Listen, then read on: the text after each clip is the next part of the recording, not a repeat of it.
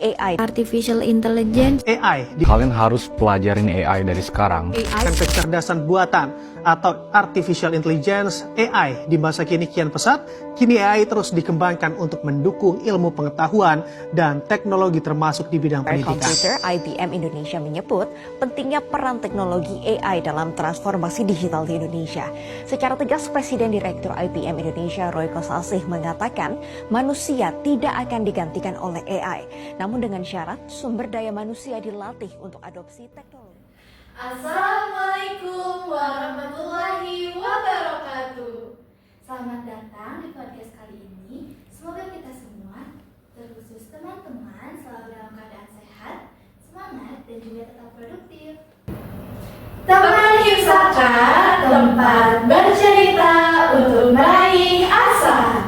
Nah, seperti biasa di podcast Teman Himsaka ini kita akan berbincang ringan nih dengan topik-topik pembicaraan yang relevan dengan mahasiswa dan pastinya juga bermanfaat ya. Betul sekali nih Teh, dan pada kesempatan kali ini kita akan membahas mengenai AI dan mahasiswa. Topik saat ini sangat menarik, apalagi mengingat perkembangan teknologi sangat cepat ya pada saat ini. Nah, dan juga mempengaruhi banyak aspek di kehidupan, terkhususnya pada dunia pendidikan. Iya, betul sekali nih Teh. Tapi sebelum kita masuk ke topik pembicaraan kita kali ini, tak kenal maka tak sayang nih Teh. Gimana kalau misalnya kita kenalan dulu sama teman-teman Himsaka? Boleh Teh, boleh. Izin ya teman-teman, perkenalkan saya Zahira Riana Mulansari dan juga rekan saya Fasyurana Sabita. Senang bertemu dengan teman semua. Bagaimana nih Teh kabarnya hari ini? Alhamdulillah, sangat baik hari ini kabarnya. Kalau Teh Fasya akhir-akhir ini kesibukannya apa nih Teh kalau boleh tahu? Oh iya gitu ya, kesibukan saya akhir-akhir ini tidur Teh. Oh, balas dendam ya Teh? Iya, liburan.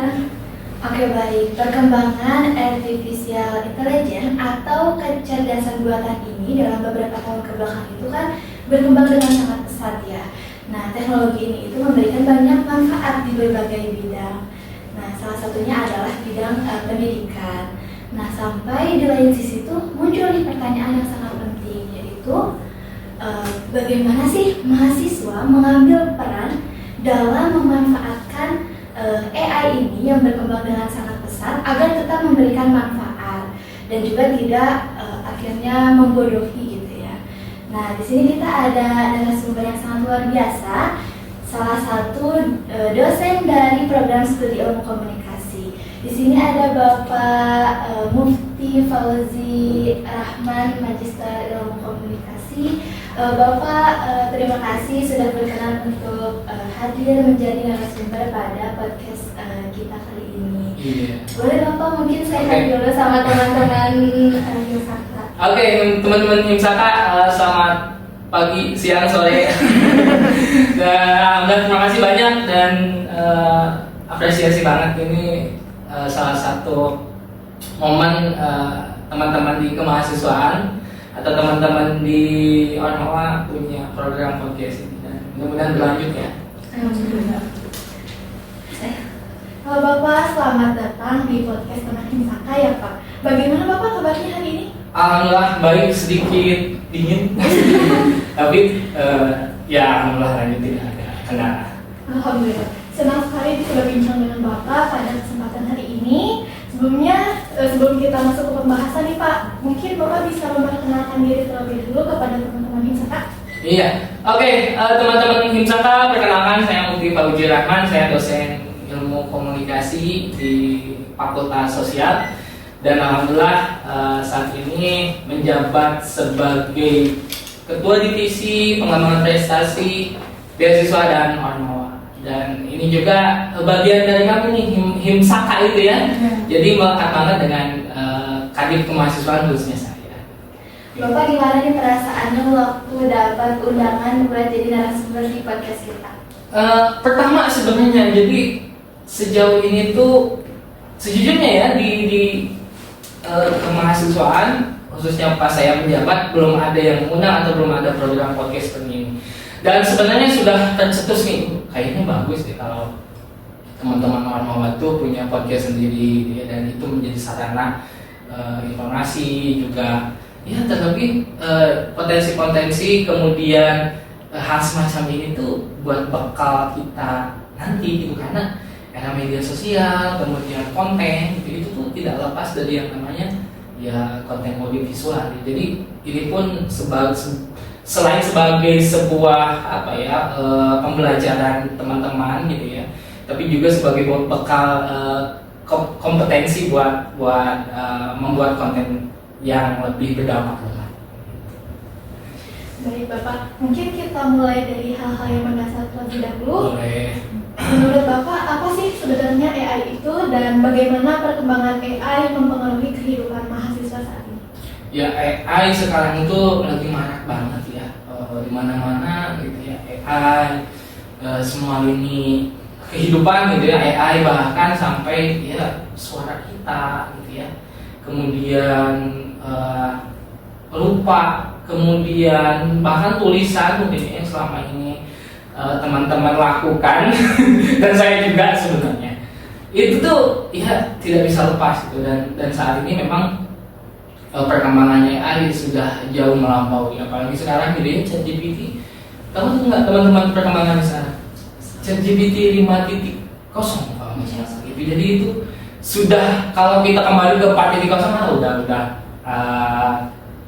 versi 4 ya, maksudnya versi 4 itu udah ketinggalan. Sekarang ChatGPT misalnya itu udah versi yang semakin powerful. Jadi memang kalau kita berbicara tentang AI, luar biasa dampaknya gitu ya, dipakai bisnis, kemudian copywriting gitu ya, kemudian bahkan pembelajaran gitu, dan sampai tugas teman-teman pun ide kemudian gagasan elaborasinya ya pasti tidak berpisah dari AI kayak gitu. Jadi luar biasa perkembangannya sangat besar. Bapak, terima kasih atas penjelasannya. Sekarang kita masuk ke pembahasan yang lebih dekat dengan dunia mahasiswa. Menurut Bapak, apa saja manfaat AI yang dapat membantu mahasiswa, khususnya dalam mendukung perkuliahan atau kegiatan akademik lainnya? Nah ini kalau kita ngobrolin manfaat tentunya banyak banget gitu ya. Jadi balik lagi kan AI ini sebagai alat ya. Jadi alat ini yang membantu kita untuk bisa mengefektifkan atau mengefisienkan pekerjaan kita sebenarnya. Jadi manfaatnya saya kira yang pertama adalah efisiensi terkait dengan waktu dan pekerjaan. Yang kedua membantu kita, memudahkan untuk mengelaborasi ide serta gagasan. Dan terakhir tentunya ini yang menjadi pertimbangan kita gitu ya, khususnya teman-teman mahasiswa adalah AI ini mempercepat terkait dengan penyelesaian pekerjaan. Hanya perlu dilanjutkan atau masuk pembahasan selanjutnya kan? Hanya memang yang menjadi masalah itu ya terkait dengan nanti penggunaannya seperti apa gitu ya. Penggunaan AI ini tidak selalu terus-menerus kita kerjakan gitu ya. Ketika kita meminta bantuan langsung copy paste, nah itu yang paling bahayanya. Nah, di balik manfaat yang tadi Bapak udah sebutkan gitu ya, Pak, ya pasti kan ada tantangan yang perlu diwaspadai. Nah, bahkan banyak nih pihak-pihak yang bahkan khawatir kalau misalkan mahasiswa itu tuh nanti ketergantungan sama AI. Nah, menurut Bapak tantangan terbesar apa sih yang benar-benar nanti tuh bakal dihadapi nih sama mahasiswa kalau misalkan menggunakan AI? Nah, lanjut mungkin ya ke pembahasan tadi selain keuntungannya. Jadi memang yang bahayanya itu ketika kita udah ngerasa enak gitu ya, tanda kutip. Ini yang jadi bahaya itu kinerja otak kita gitu ya, daya pikir kita. Jadi ketika kita nanti apa-apa AI gitu ya, apa-apa AI, kemudian hasilnya pun yang jadi masalah itu ketika kita langsung telan bulat-bulat si hasilnya gitu tanpa ada QC atau quality controlnya gitu. Itu yang menjadi bahaya. Jadi ketika teman-teman menggunakan AI ya lakukan dengan bijak gitu ya. Artinya ketika teman-teman mengerjakan tugas nih ya, teman-teman mengerjain tugas tentu akan cepat gitu kalau kita kasih prompt gitu ya, tolong bantu saya untuk mengelaborasi misalkan pekerjaan atau tugas ini muncul, kita copy paste tanpa ada QC. Nah itu yang jadi bahayanya, yaitu adalah melemahnya critical thinking kita gitu. Jadi tetap kalau penggunaan AI baiknya harus ada quality controlnya, dan jangan berlebihan sih sebenarnya. Kan sesuatu yang berlebihan itu ya bahaya sih sebenarnya apapun yang ada di hadapan kita sebenarnya pada dasarnya boleh, tapi yang menjadi bahayanya adalah berlebihan, termasuk AI ini. Jadi AI ini sebenarnya boleh sih teman-teman untuk menggunakannya untuk mengelaborasi ide, gagasan gitu. Bahkan buat sebuah buku boleh nggak Pak? Ya boleh banget gitu ya. Misalkan teman-teman mau menciptakan karya nih, buah buku, entah itu solo atau antologi, kalau untuk bantu untuk memetakkan outline-nya gitu misalkan ya, itu boleh banget gitu. Tinggal nanti isinya tentunya harus kita sesuaikan, karena lagi-lagi kita memerlukan literasi yang sangat memadai gitu ya, khususnya teman-teman dalam membaca buku gitu, itu mesti ditingkatkan gitu ya, untuk apa ya, untuk sebagai penyeimbang juga gitu. Karena ya kita tahu bahwa banyak fact-nya juga gitu ya. Jadi selain mempermudah, tapi ya harus kalau istilahnya harus tambahin juga ya, harus cross check kebenaran dari informasi tersebut kayak gitu. Bapak kan hampir semua orang nih saat ini menggunakan AI. Kadang bisa buat nyelesain tugas atau nyari ide-ide nih. Nah kan mungkin nih Bapak juga sering menemukan mahasiswa yang sering menggunakan AI untuk menyelesaikan tugasnya. Nah bisa diceritakan nih Bapak bagaimana pandangan Bapak mengenai fenomena ini? Iya, balik lagi tadi ya, boleh aja gitu ya. Teknologi saat ini kita tidak bisa menghindari gitu ya, tidak bisa menghindari. Malah nanti kita ketinggalan. Yang jadi masalah adalah satu aja sih sebenarnya, pertimbangan etis gitu. Pertimbangan etis teman-teman, bagaimana menggunakan AI ini dengan bijak. Artinya teman-teman boleh banget gitu ya untuk mengerjakan tugas, elaborasi, tapi yang harus dipertimbangkan adalah pertimbangan etis atau etika akademik. Perlu diperhatikan teman-teman, tadi saya pernah bilang kalau mengerjakan tugas misalkan makalah gitu ya, elaborasi outline-nya boleh banget tuh, jadi biar kita tertata gitu. Jadi jangan langsung ke hasilnya gitu, tapi kita nih punya elaborasi dulu. Misalkan kita mau bikin makalah nih ya, bikin makalah tentang apa nih, bisa misalkan di hima keperawatan tentang sistem pernapasan. Sistem pernapasan, teman-teman bikin outline-nya dulu gitu ya, bikin outline-nya dulu. Jadi biar daya pikir teman-temannya pun berjalan dengan baik gitu ya. Kemudian kreativitasnya pun tidak melemah. Jadi jangan langsung kita ngasih prompt ke AI, ketik, hasilnya jadi enggak. Tapi kita coba mendobrak gitu ya, usaha dulu, effort dulu, kita coba dulu gitu. Baru bantu misalkan saya punya tugas misalkan sistem pernapasan, saya punya outline dulu. Apakah ada tambahan ya? Masukin, baru ini tambahnya, oke boleh pakai. Nah itu kayaknya lebih seimbang deh ya, daripada kita langsung ngasih hasilnya udah jadi beres. Terus nanti daya pikir kita di mana gitu, usaha kita di mana gitu. Nah kalau memang seperti itu, kita waktu nih misalkan urgent atau darurat misalkannya karena berbagai, bisa juga misalkan langsung, tapi balik lagi kita harus cross check. Untuk apa? Untuk tetap menjaga daya kritis kita. Kalau tadi misalkan di awal kita daya kreatif kita pertahanin gitu ya, dengan kita menulis dulu. Kalau misalkan ada beberapa waktu yang mungkin kita perlu sangat cepat, akhirnya kita dibuatin, kita harus memeriksa. Ya, jadi daya kritis kita tidak hilang. Jadi tetap gitu ya, creative thinking, critical thinking dalam penggunaan AI itu harus dijaga. Jadi harus seimbang ya Pak ya. Karena sayang banget nih gitu, kita punya potensi dia diberikan oleh Allah itu daya pikir yang luar biasa kan. AI juga ciptaan manusia ya. Jadi kata kita lebih powerful gitu. Bapak ada nggak nih pengalaman menarik mengenai mahasiswa dan juga penggunaan AI?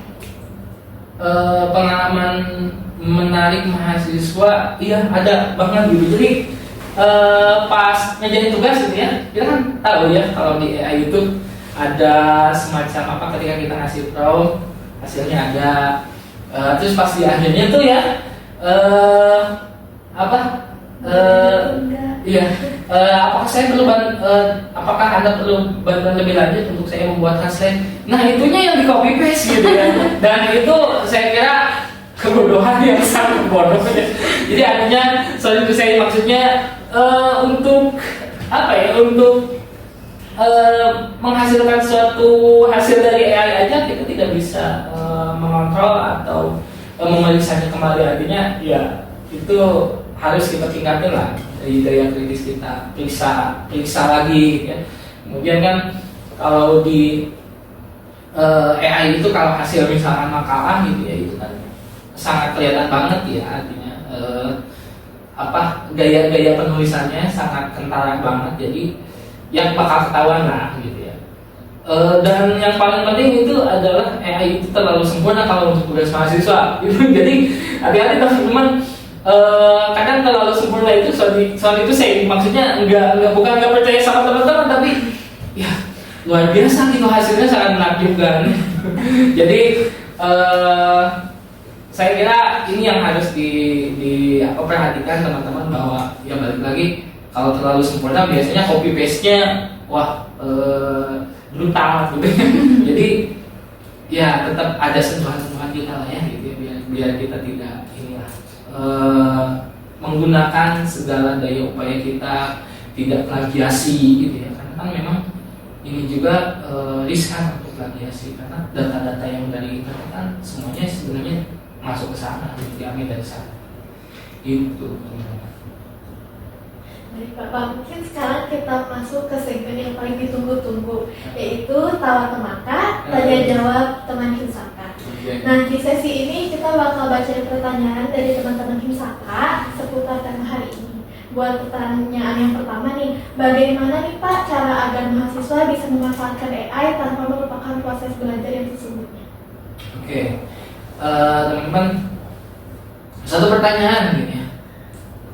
Kapan sih terakhir teman-teman membaca buku? 1 minggu yang lalu? 2 minggu yang lalu? 1 bulan yang lalu? Nah, artinya teman-teman, penggunaan AI itu tentunya informasinya sangat cepat, banyak gitu ya. Untuk menyeimbangkan kemampuan kita terhadap gempuran-gempuran AI, dia sebenarnya bukan hanya terkait dengan teks gitu ya, tapi dengan video dan lain sebagainya, adalah terkait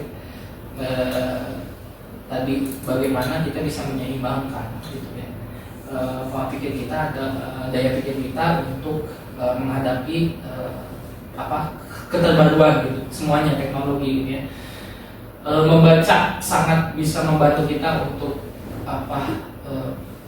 meningkatkan gitu ya, meningkatkan daya pikir, kemudian memperbanyak informasi, kemudian lebih banyak menggali juga gitu ya, karena kan sumbernya itu nyata gitu, sumbernya ada gitu ya. Walaupun misalkan dia ada tolong bantu sumbernya, tapi kan itu sepotong-sepotong ya. Tapi kalau kita membaca buku itu secara keseluruhan, itu satu buku misalkan dalam 1 bulan minimal ya, atau misalkan 3 buku dalam 1 bulan, saya kira itu bisa menyeimbangkan daya pikir kita, literasi kita, karena kan membaca itu salah satu hal yang saat ini bisa dibilang banyak ditinggalkan karena kecepatan informasi gitu ya. Orang soal ingin pintar itu sekarang sebenarnya ingin kelihatan pintar itu gampang gitu ya. Bukan AI bantu saya untuk bisa seperti orang pintar dengan mengungkapkan gagasan dalam isi sebuah buku, bisa banget kayak gitu. Tapi kalau daya pikir tidak bisa dibohongi ketika diajak nanti diskusi, debat gitu misalkan, atau ada dalam sebuah perkumpulan problem solving, itu yang akan beda gitu. Kita kan nggak selalu membawa-bawa ChatGPT kemana-mana gitu kan ya. Kita nggak bisa membawa-bawa AI kemana-mana. Misalkan dalam ketika dihadapkan kepada sebuah permasalahan yang harus diselesaikan pada waktu itu juga dengan cepat, kita hanya mengandalkan kemampuan diri kita sendiri gitu. Artinya ini bisa ditopang oleh literasi yang memadai, baca buku, kalau menulis gitu ya. Kalau saya sih ditambah dengan menonton, karena dari tontonan itu bisa mengekstrak, kemudian kita bisa memaknai sesuatu. Karena kalau di ilmu komunikasi sendiri nih, kita bisa melakukan penelitian dari sebuah film, lagu, kemudian dari iklan dan lain sebagainya. Artinya kita bisa memaknai sesuatu, bisa mengekstrak makna-makna tertentu dari sebuah video dan lain sebagainya yang menjadi sebuah literasi. Artinya teman-teman untuk menjelaskan semua itu baca buku, baca buku itu penting. Makanya saya tanya tadi teman-teman baca buku. Nah itu barangkali harus direfleksikan. Kalau misalnya menurut Bapak nih, AI sekarang itu jadi buat mahasiswa itu tambah kreatif atau malah bikin mereka jadi malas nih Pak buat berpikir gitu? Dua hal itu sebenarnya punya kecenderungan masing-masing bisa. Jadi bisa tambah kreatif gitu ya, karena memang misalkan dari segi ketika teman-teman membuat ide gitu ya, membuat video, teman-teman bisa melakukan atau membantu untuk melengkapi struktur, misalkan kalau ketika teman-teman membuat storyboard gitu ya, atau misalkan skenario gitu ya. Nah itu bisa dibantu juga sebenarnya. Nah tambah dibantu juga dengan AI lainnya, misalkan video dan lain sebagainya, itu bisa membantu banget gitu.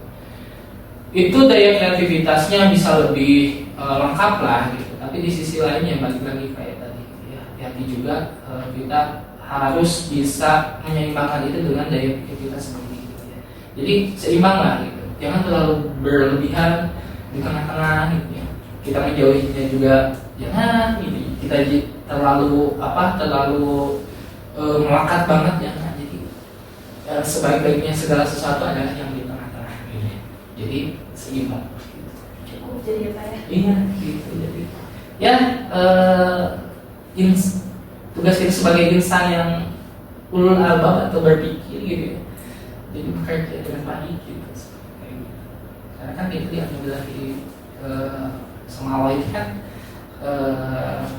kemampuan yang luar biasa, termasuk ya, pikir kita gitu.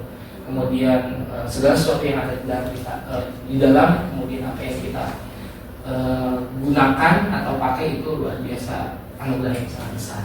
Jadi mari sama-sama kita pergunakan itu dengan baik. Menurut Bapak, penggunaan AI saat ini itu berpotensi mengurangi kreativitas mahasiswa atau bisa menjadi alat untuk mengembangkan ide-ide baru? Nah itu bisa mengembangkan ide-ide baru, bisa terjadi juga ya. Tadi sudah disampaikan bahwa untuk membantu melengkapi, untuk membantu mengubah struktur yang lebih baik itu saya kira bisa dilakukan gitu ya, lebih bagus gitu. Lagi jangan sampai kita ketergantungan gitu ya, apa-apa gitu ya, bawa atau ini benar ini cerita ada seorang teman yang ketika di dalam kelas apa yang disampaikan dia apa yang disampaikan dia catat, kemudian dia membuat pertanyaan dari AI juga gitu. Jadi artinya kok sesederhana itu tidak bisa dilakukan dengan sendiri gitu ya, kan sayang banget gitu kita kemampuan kita untuk bertanya aja memakai AI gitu, kayak gitu. Jadi ayolah kita gunakan dengan bijak AI ini, lebih banyak refleksi ini sih diri sendiri gitu ya, bahwa kira-kira ini bakal nurunin dari pikir kita nggak sih gitu. Karena sayang banget kalau terus-menerus tidak digunakan gitu, akal dan pikiran kita. Tadi kan AI itu bantu buat bikin makalah, siapa ya, bahkan malah mau dibuatin slide-nya juga buat bahan presentasi. Nah, gimana nih Pak caranya biar teman-teman yang menggunakan AI itu bisa memahami materi yang mereka cari gitu dari AI? Membantu memahami ya. AI itu kan memang sumber informasi juga ya. Teman-teman tadi banget di media sosial ada satu komen yang menarik gitu ya. Kalau nyari informasi di mana? Di Google atau di AI? Kebanyakan di AI gitu ternyata. Dan memang ya saat ini memang itu trennya seperti itu gitu ya. Nah, untuk memahami informasi mungkin ya, atau menggali informasi tentunya saya kira sangat mudah sekali kalau untuk memahami, karena kan tergantung kebutuhan kita mau apa nih, materinya mau apa nih, hanya kita kasih promptnya aja yang jelas gitu ya.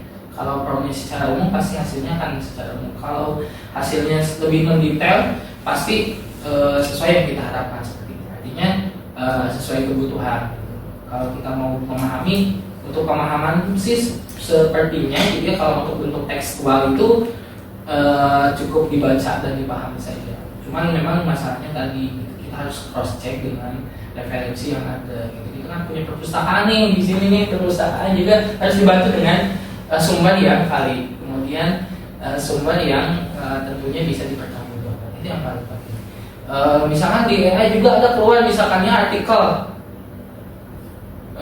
Biasanya sumber artikelnya dicek, diklik itu masuk nggak gitu, nyambung nggak ke artikelnya keluar nggak. Nah biasanya itu juga yang menjadi luput dari pemahaman teman-teman gitu ya.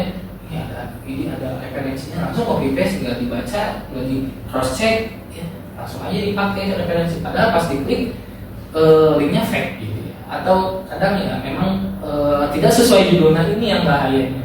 Makanya perlu dilakukan adalah teman-teman terus melakukan klarifikasi dari hasil-hasil yang ada gitu ya. Misalkan ada sumber dari internet, artikel, ya tinggal dicari artikelnya itu betul nggak judulnya. Tapi kitanya maksudnya ini ngawur nantinya gitu ya. Kemudian yang kedua adalah terus menyeimbangi dengan referensi-referensi yang ada di perpustakaan, e-book yang ada. Itulah yang mungkin teman-teman harus lakukan. Insya Allah kalau pemahaman itu nanti mengikuti kalau teman-teman bisa membaca. Kalau untuk video dan lain sebagainya, biasanya kalau video tidak terlalu sulit ya, di YouTube dan lain sebagainya, kemudian atau hasil-hasil yang lainnya bisa di generate dari teks misalkan, biasanya ya cukup dipahami lah untuk audio visual. Sering kali nih Bapak mahasiswa kan pakai AI saat dikejar deadline yang benar. Menurut Bapak, apakah ini bentuk pemanfaatan yang cerdas atau kurangnya manajemen waktu? Bisa jadi keduanya sebenarnya ya.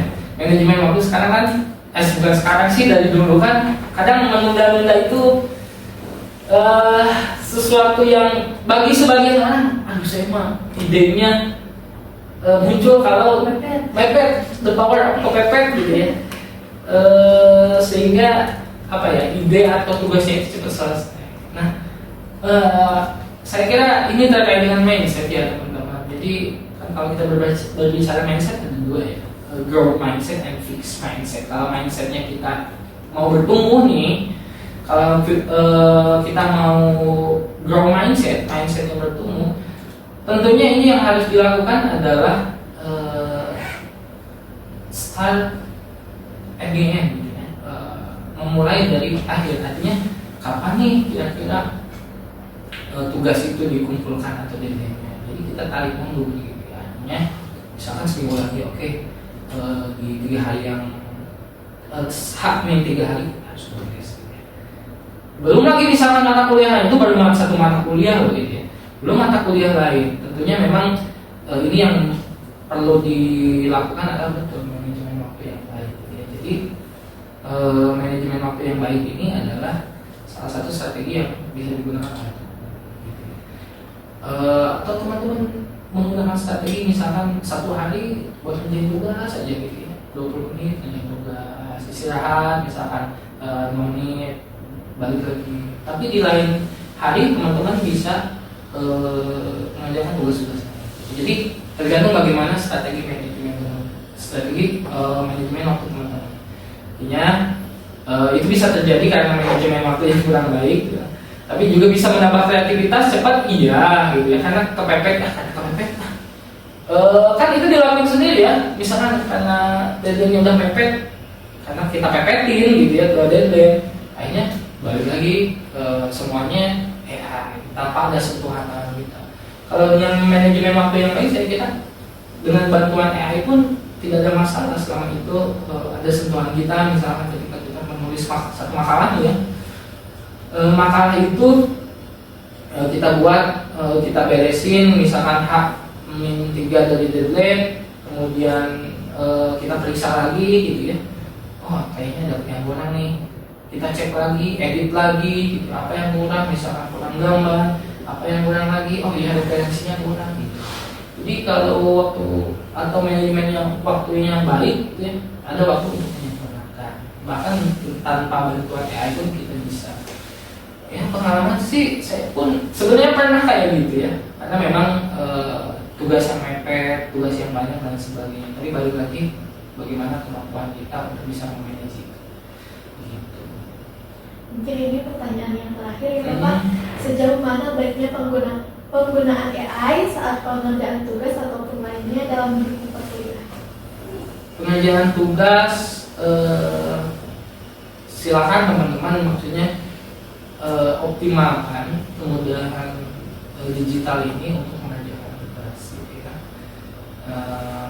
Namun sebagai mahasiswa kita kan diatur oleh beberapa aturan akademiknya, nggak boleh plagiasi, kemudian tentunya harus menjaga etika gitu ya.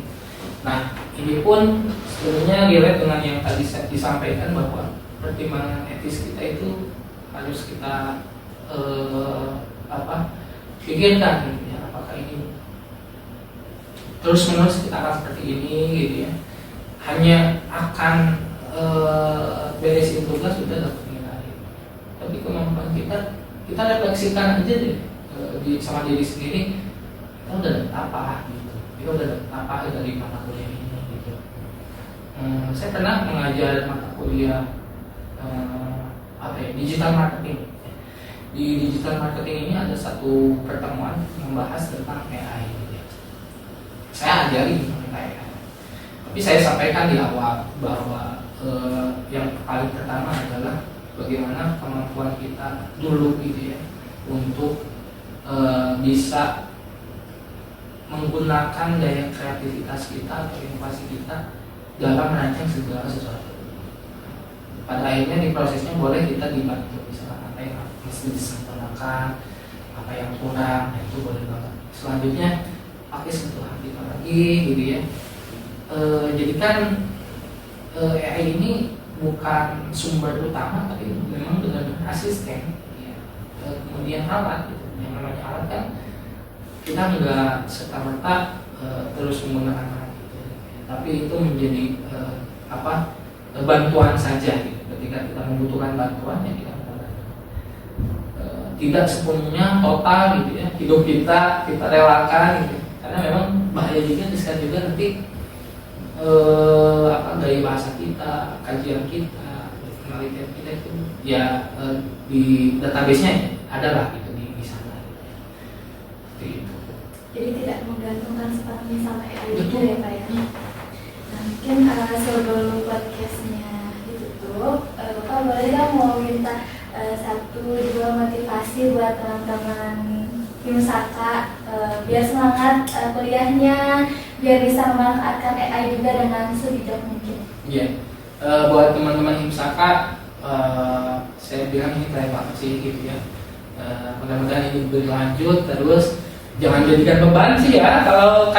Kalau tugas saya gini gitu ya, kemudian ya yang namanya kuliah tuh tentunya ada aja ya hambatannya, apalagi di non akademik yang paling banyak gitu ya. Non akademik itu paling banyak mengganggu itu perkuliahan kita. Tapi saya sampaikan teman-teman bahwa selama masalah keduniawi ya, insya Allah akan bisa kita hadapi gitu ya. Selama masalahnya itu ada di hadapan kita gitu ya, entah itu non akademik ataupun akademik, saya kira hadapi, jangan lari gitu ya, apalagi putus asa gitu ya, karena Allah tuh udah ngasih kita satu pesan yang dimana itu sangat harus kita upayakan gitu ya. Ketika ada kesulitan selalu ada kemudahan ya. Artinya kesulitan yang saat ini teman-teman hadapi, insya Allah pasti ada jalannya. Kemudian adapun nanti gitu ya, teman-teman kalau misalkan ada kendala akademis, misalkan skripsi, kemudian tugas, yang paling terbaik adalah komunikasi. Komunikasikan kendala kita, ibu saya ada kendala ini, ada kendala ini, gitu ya. Dan jangan lupa koordinasikan atau komunikasikan juga dengan dosen wali. Ya. Terakhir mungkin yang harus saya sampaikan adalah jangan lupa bercerita, karena bercerita itu bisa membantu kita untuk bisa merilis apapun permasalahannya. Karena kadang dengan bercerita kita bisa setidaknya mempersiapkan masalah-masalah yang ada di depan mata kita gitu ya. Ceritakan kepada teman terdekat yang tepat gitu ya. Ceritakan kepada dosen pembimbing, bahkan kalau udah burnout teman-teman ceritakan ke psikolog. Kalau teman-teman nanti juga aduh saya udah nggak kuat nih, saya nggak kuat, ceritakan aja ke psikologi. Di UBK-nya ada kan ya konseling, konsultan aja. Jangan sampai teman-teman nggak bercerita, nah itu lebih bahaya. Jadi semangat buat teman-teman dan upayakan yang terbaik dan lulus tepat. Amin. Terima kasih banyak Bapak atas waktu dan penjelasan yang sangat bermanfaat pada hari ini. Semoga ilmu yang dibagikan dapat menjadi bekal bagi mahasiswa untuk menggunakan AI secara bijak dan benar. Semoga kita juga bisa bisa ketemu, bisa berbincang lagi di lain. Oke, Terima kasih untuk semua teman-teman Himsaka yang sudah menyaksikan podcast ini dari awal sampai akhir. Mungkin sebelum kita tutup podcastnya, Bapak boleh nggak kalau kita jargon podcast teman Himsaka? Siap. Nanti kan kita bilang teman Himsaka, nanti ya tempat bercerita untuk meraih asa. Tempat bercerita untuk meraih asa. Oke. Tempat bercerita untuk meraih asa. Teman Himsaka, tempat bercerita untuk meraih asa. Jangan lupa teman-teman buat like, komen, dan juga subscribe. Sampai jumpa di episode Himsaka